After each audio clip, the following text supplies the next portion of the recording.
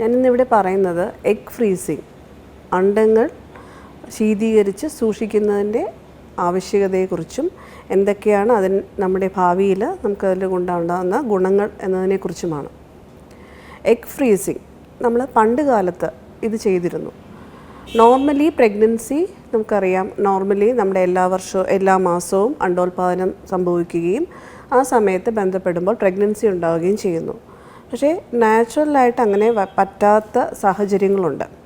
അപ്പോൾ നമ്മൾ I V F എന്നൊരു അതായത് ടെസ്റ്റ് ട്യൂബ് ശിശു എന്നൊരു ആശയത്തിലേക്ക് നമ്മൾ പോവുകയും അണ്ടങ്ങൾ ഒരു സ്ത്രീയുടെ ഓവറീസിൽ നിന്നും നമ്മൾ അനസ്തീഷ്യ കൊടുത്ത് ഇഞ്ചക്ഷൻ കൊടുത്തതിന് ശേഷം അനസ്തീഷ്യ വഴി അണ്ടങ്ങൾ പുറത്തെടുക്കുകയും അത് സ്പേമുമായിട്ട് ഫ്യൂസ് ചെയ്ത് പ്രഗ്നൻസി അതായത് എംബ്രിയോ ആക്കി യൂട്രസിനകത്തോട്ട് തിരിച്ച് നിക്ഷേപിക്കുന്നു. ഇതാണ് IVF.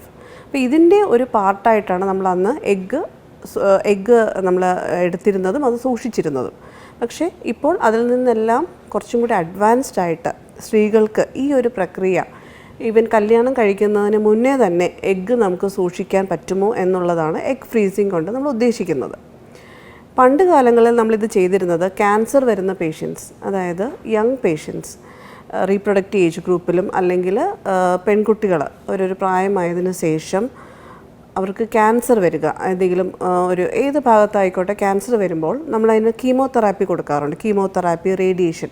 അപ്പോൾ ഇങ്ങനെയെല്ലാം കൊടുക്കുമ്പോൾ അത് അണ്ടത്തിനെ ബാധിക്കുകയും അവർക്ക് ഭാവിയിൽ അണ്ടോൽപാദനം ഇല്ലാതിരിക്കുകയും ചെയ്യും. അപ്പോൾ അതുവഴി വന്ധ്യതയിലേക്ക് കലാശിക്കും. അപ്പോൾ ഇങ്ങനെയുള്ള സാഹചര്യങ്ങൾ ഒരു കുട്ടി ഒരു ക്യാൻസർ ഡയഗ്നോസ്ഡ് ആകുമ്പോൾ തന്നെ നമുക്കറിയാം അതൊരു വളരെ ദുഃഖകരമായ ഒരു സംഭവമാണ്. അപ്പോൾ ആ ഒരു സമയത്ത് എത്രയും വേഗം ട്രീറ്റ്മെൻറ്റ് എടുക്കുക എന്നുള്ളതായിരിക്കും എല്ലാവരുടെ മനസ്സിലും. അവരുടെ വീട്ടുകാരെ സംബന്ധിച്ചിടത്തോളം, അവരുടെ ഡോക്ടറെ സംബന്ധിച്ചിടത്തോളം എല്ലാം ആ ക്യാൻസറിലായിരിക്കും കൂടുതൽ ശ്രദ്ധ. ക്യാൻസർ എങ്ങനെ ട്രീറ്റ് ചെയ്യണം, എത്രയും വേഗം ട്രീറ്റ് ചെയ്യണം. പക്ഷേ നമ്മളങ്ങനെ ചെയ്യുമ്പോൾ നമ്മൾ ആ കുട്ടിയുടെ ഭാവിയിൽ ഇത് കറക്റ്റ് ചെയ്ത് വരുമ്പോൾ അതിൻ്റെ ഒരു റീപ്രൊഡക്റ്റീവ് എന്തായിരിക്കും ഒരു അവസ്ഥ എന്നുള്ളത് നമ്മൾ ആരും ചിന്തിക്കാറില്ലായിരുന്നു ഒരു കാലത്ത്. പക്ഷേ ഇപ്പോൾ നമ്മൾ അതിനെക്കുറിച്ച് കൂടുതൽ കൺസേൺഡാണ്. പല ആളുകളും ഇങ്ങനൊരു ക്യാൻസർ നിർദ്ദേശം ഈ ഒരു കാര്യം നമ്മൾ ആ വീട്ടുകാരുടെ ശ്രദ്ധയിൽപ്പെടുത്തുക. കാരണം ആ കുഞ്ഞിന് ഭാവിയിൽ ഇതെല്ലാം ചികിത്സിച്ച് ഭേദമായി വരുമ്പോൾ കല്യാണം കഴിച്ചതിന് ശേഷം കുട്ടികൾ ഉണ്ടാവണ്ടേ എന്നുള്ളൊരു ചിന്ത നമ്മളത് അവരോട് പറഞ്ഞ് മനസ്സിലാക്കുക. അവരുടെ മാനസികാവസ്ഥ ആ സമയത്ത് മോശമാണെങ്കിൽ പോലും അവരോട് പറഞ്ഞ് മനസ്സിലാക്കുക, ഇങ്ങനെ നമുക്കൊരു ഇതുണ്ട് എഗ് ഫ്രീസിങ്. കാരണം അവർക്ക് ആ കുട്ടികൾക്ക് ഇഞ്ചക്ഷൻ കൊടുത്ത് എഗ്ഗ് നമുക്ക് സൂക്ഷിച്ച് വെക്കാൻ പറ്റും. അപ്പോൾ ഭാവിയിൽ കല്യാണം കഴിയുന്ന സമയത്ത് അവർക്ക് അണ്ടം നോർമലി പ്രവർത്തിക്കുന്നില്ല എങ്കിൽ നമുക്ക് ഈ സൂക്ഷിച്ച് വെച്ചിരിക്കുന്ന അണ്ടം എടുത്ത് IVF വഴി പ്രഗ്നൻസി ആക്കി തിരിച്ച് അവരെ പ്രഗ്നൻസി ആക്കാനായിട്ട് സാധിക്കും. അങ്ങനെയാണ് സാധാരണ നമ്മൾ ഈ ഒരു എഗ് ഫ്രീസിങ് കൊണ്ടുവരുന്നത്. ഈ ഒരു ആശയം കൊണ്ടുവരുന്നത് തന്നെ ഈ ഒരു സാഹചര്യത്തിലാണ്. പക്ഷേ ഇപ്പോൾ അങ്ങനെയല്ല. നമുക്കറിയാം നമ്മുടെ പുതിയ തലമുറ അവരുടെ പഠിത്തത്തെക്കുറിച്ചും അവരുടെ ഭാവി കരിയർ ഓറിയൻറ്റഡ് ആണ്. പലരും വിദേശത്ത് പഠനത്തിന് പോകുന്നു, വിദേശത്ത് ജോലി നോക്കുന്നു. ഇതെല്ലാം കഴിഞ്ഞ് മേ ബി ഒരു 35-36 ആ ഒരു ഏജിലാണ് അവർ ഒരു ഫാമിലിയെക്കുറിച്ച് ചിന്തിക്കുന്നത്. പക്ഷേ പലർക്കും PCOD പ്രശ്നങ്ങൾ കാണാം, എൻഡോമെട്രിയോസിസ് കാണാം, അല്ലെങ്കിൽ ലോ ഓവറി റിസർവ്, എഗ്ഗ് കുറവായിരിക്കാം ജന്മനെ തന്നെ. അപ്പോൾ ഇതൊന്നും ഇവരാദ്യമേ നോക്കുന്നില്ല.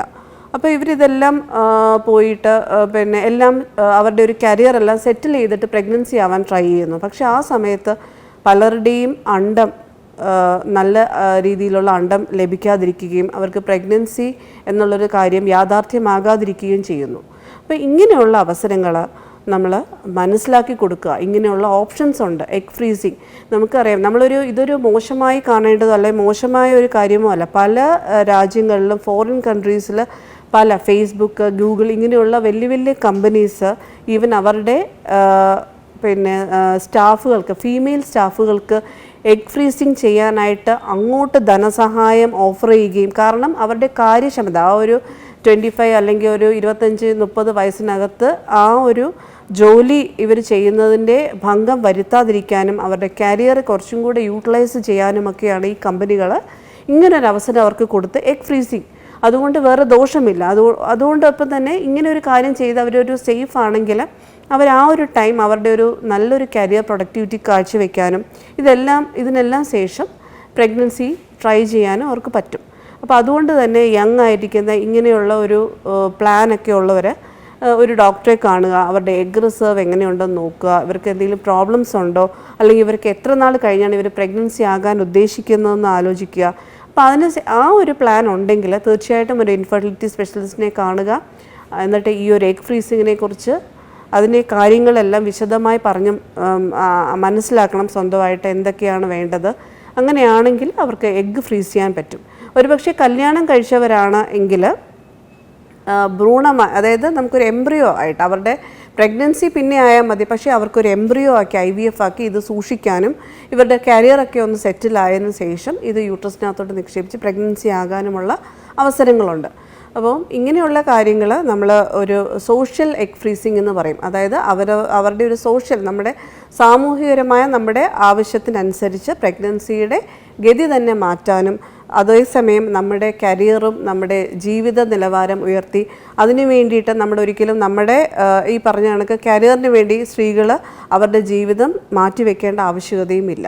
അപ്പോൾ ഇങ്ങനെയുള്ള കാര്യങ്ങൾ മനസ്സിലാക്കുക. അതിനനുസരിച്ച് കാലത്തിൻ്റെ വേഗതയ്ക്കനുസരിച്ച് നമ്മളും നമ്മുടെ ചിന്താഗതിയും എല്ലാം മാറ്റി അതിനനുസരിച്ച് ഉപയോഗിക്കാനും ശ്രമിക്കുക.